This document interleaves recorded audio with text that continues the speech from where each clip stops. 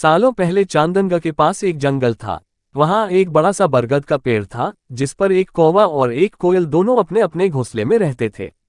एक रात उस जंगल में तेज आंधी चलने लगी। देखते ही देखते बारिश शुरू हो गई। कुछ ही देर में जंगल का जो भी था सब बर्बाद हो गया। अगले दिन कौवे और कोयल को अपनी भूख मिटाने के लिए कुछ भी नहीं मिला। तभी कोयल ने कौवे से कहा, हम इतने प्यार से इस जंगल में रहते हैं, लेकिन अब हमारे पास खाने के लिए कुछ नहीं है। तो क्यों न जब मैं अंडा दूं तो तुम उसे खाकर अपनी भूख मिटाना, और जब तुम अंडा दोगे तो उसे खाकर मैं अपनी भूख मिटा लूंगी। कौवे ने कोयल की बात पर सहमति जताई। संयोग से सबसे पहले कौवे ने अंडा दिया और कोयल ने उसे खाकर अपनी भूख मिटा ली। फिर कोयल ने अंडा दिया। कौवा जैसे ही कोयल का अंडा खाने लगा तो कोयल ने उसे रोक दिया।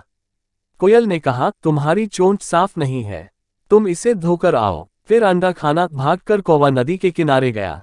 उसने नदी से कहा, तुम मुझे पानी दो, मैं अपनी चोंच धोकर कोयल का अंडा खाऊंगा। नदी बोली, ठीक है, पानी के लिए तुम एक बर्तन लेकर आओ। अब कौवा जल्दी से कुम्हार के पास पहुंचा।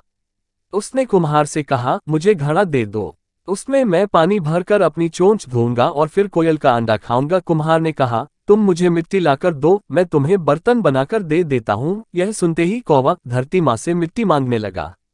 वो बोला, माँ मुझे मिट्टी दे दो, उससे मैं बर्तन बनवाऊंगा और उस बर्तन में पानी भरकर अपनी चोंच साफ करूंगा।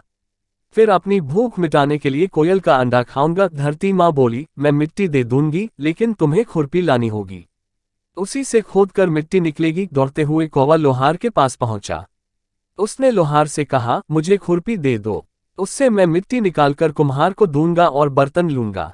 फिर बर्तन में पानी भरूंगा और उस पानी से अपनी चोंच धोकर कोयल का अंडा खाऊंगा। लोहार ने गर्म गर्म खुरपी कौवे को दे दी। जैसे ही कौवे ने उसे पकड़ा, उसकी चोंच जल गई और कौवा तड़पते हुए मर गया। इस तरह चतुराई से कोयल ने अपने अंडे कौवे से बचा लिए।